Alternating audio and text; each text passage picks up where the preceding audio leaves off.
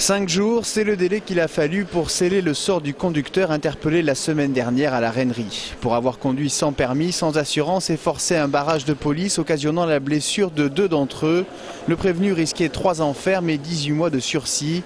La justice, une fois rendue, il écope d'un an ferme et 2 300 € d'amende. Bien plus que le refus d'obtempérer, c'est l'utilisation du véhicule et sa dangerosité qui ont été retenus.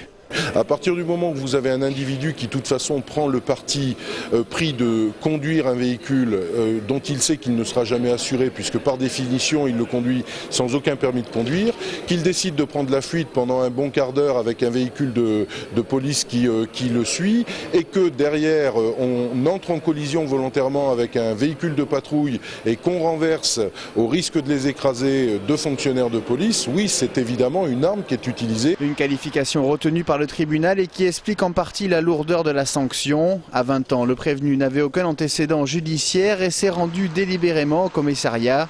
Mais la condamnation prononcée s'inscrit dans un contexte de fermeté et de répression.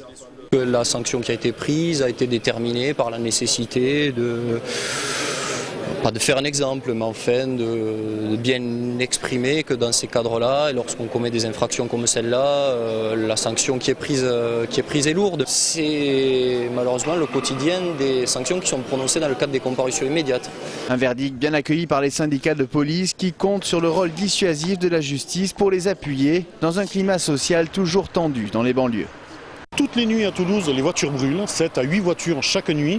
Et toutes les nuits, les forces de police, les pompiers, les intervenants se font caillasser, se font malmener et en tout cas sont pris à partie. Pour le simple mois d'octobre, 250 faits de violence urbaine ont été recensés et plus de 200 voitures incendiées.